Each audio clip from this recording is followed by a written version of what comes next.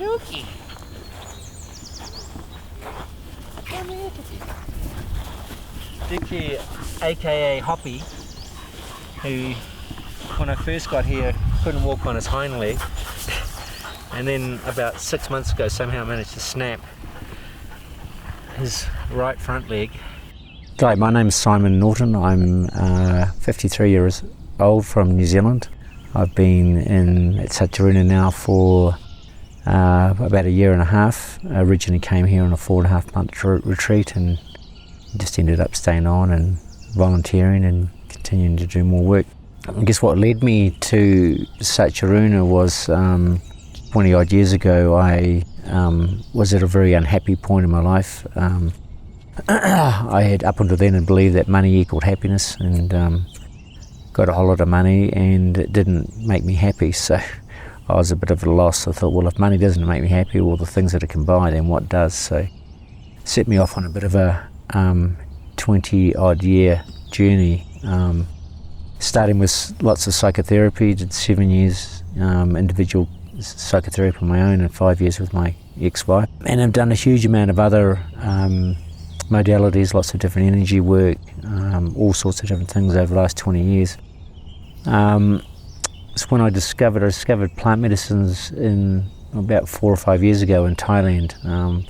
I came across a Peruvian shaman that was doing ceremonies on an island off the coast of southern Thailand, and yeah, ended up in 2 ceremonies in a row, and it was the most amazing, profound experience of my life. First time in my life, well, the 2 intentions I set for my first ceremony was to meet God and to experience oneness, and ended up doing both of those things in my ceremony and completely and utterly changed my life. Then after that, I wanted to discover more about the medicines, so I ended up going to Peru a couple of months later and spending 7 weeks there in retreat in the jungle. I was quite aware of, I guess, my core issues or traumas in my life by then, especially after doing all the years of psychotherapy. So I had 11 ceremonies that I was going to do on the retreat, so I had 11 intentions and things I wanted to work on. So some of the things that I worked on and cleared out while I was there was, for example, all sorts of relationship issues, all sorts of things I was holding on to from my mother and ex-partners and things like that. So I was able to, with the medicines, to clear all that out and let all that stuff go. I became aware that I was holding a huge amount of trauma in my body from some operations I had when I was very young. So one of the ceremonies, I spent the evening cleaning and releasing all that very, very old, deep trauma, which was a very, very powerful, strong experience, and felt amazing the next day, like this huge weight had been lifted off me.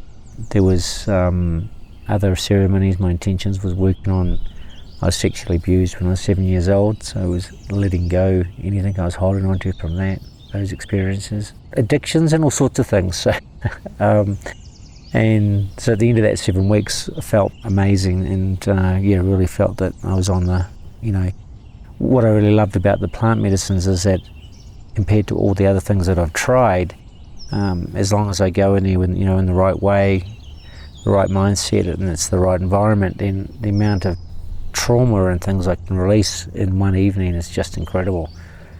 Sometimes I say to my friends, like doing one ayahuasca ceremony in the right way is like, for me, like going and seeing a psychotherapist every week for a year. So it's extremely powerful but very challenging. But the flip side is that we can move through a lot of this stuff a lot faster, especially this deep old stuff. I then did another retreat in 2020 in Peru, and ended up getting stuck there with the lockdowns and the quarantines and things, and then came to Sacha Runa eventually in November 2020. The thing that really struck me about Sacha Runa to begin with was, the first thing was just the environment, the 2 different centres, the one in the jungle in the Amazon and Ruanbaki is just stunning. Such a beautiful place to be. The land itself, I think, is 450 hectares, and then there's just probably millions of hectares of just virgin jungle surrounding it. So a really, beautiful place to go and actually retreat, and get really cut off and disconnect from the outside world. So, and then where I am now, you can't see it, but I'm looking at a 5,800 metre mountain in the background, up in the Andes, at Acamadi at the retreat centre out of La Paz. So whole different experience up here, different medicines. We do lots of San Pedro, Wachuma, tea mescal here. But just a completely different environment. So the jungle's very much alive, and then up here it's very still. So it's really been great to be able to have the two centres to jump between. When I first came here in 2020, my main intention for the retreat, I was here for originally 3 months and extended it to 4.5, was to get some sort of sense of what was next for me, what was especially in the middle of what was going on in the world. I mean, at that time I couldn't actually go home to New Zealand because I was locked out of my own country. So quite amazing experience actually, and I realised through those 4 months that to get an idea on what was next for me, I needed to let everything go that I thought might be next. So that was quite challenging. And really, out of the end of it, I didn't get any sort of this is what you got to do next.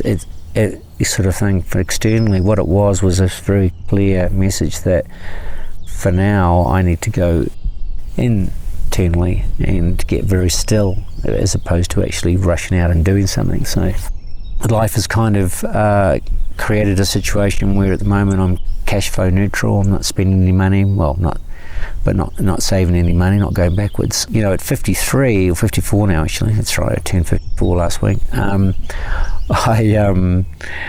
It's a really amazing experience. It's like suddenly I've got all this time and there's such a beautiful environment to really reflect on, and really to get still and just see what emerges out of that.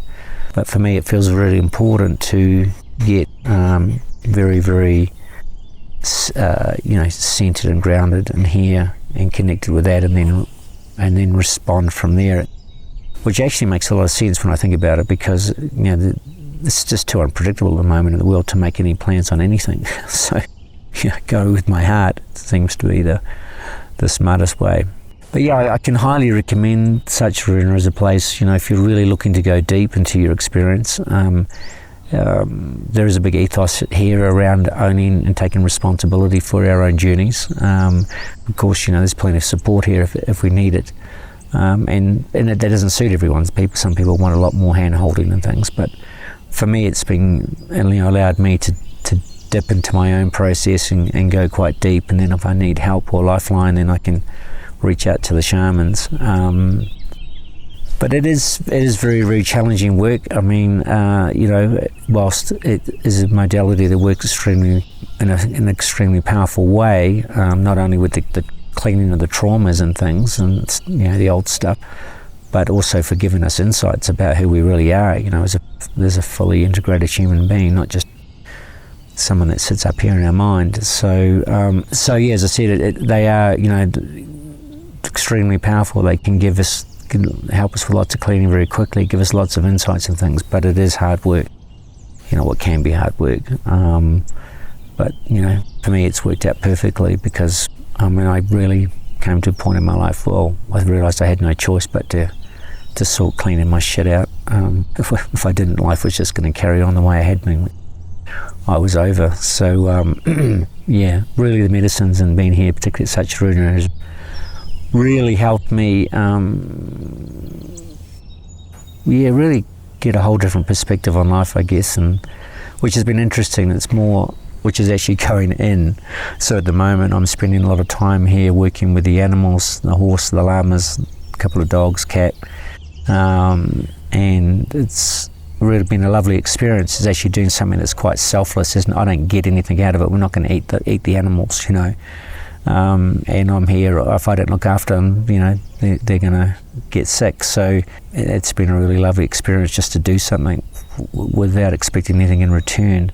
Also, one of the big projects we just started here is the greenhouse. So it's been neglected for a few years, so we're just cleaning that out and starting to plant that, which again, really enjoying. It's like really connecting with the earth and connecting with nature and just realising how simple it is to grow food, actually. It's like, wow, get some good soil, some good sunshine and some water and you're way laughing. So it feels quite profound actually, some of these lessons at the moment, whilst they might sound quite simple.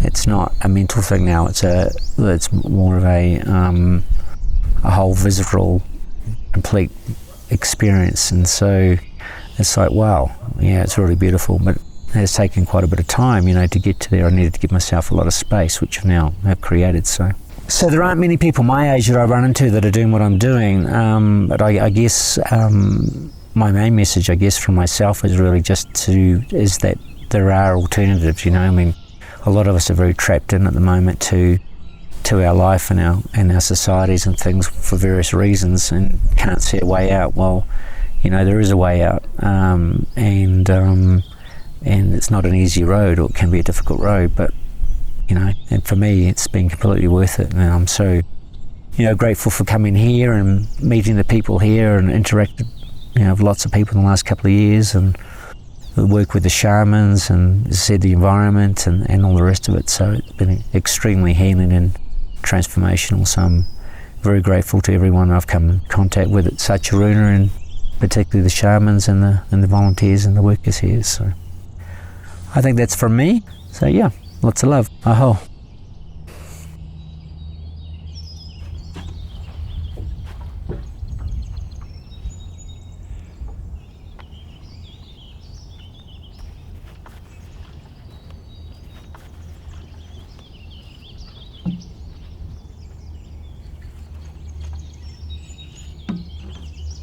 See you guys.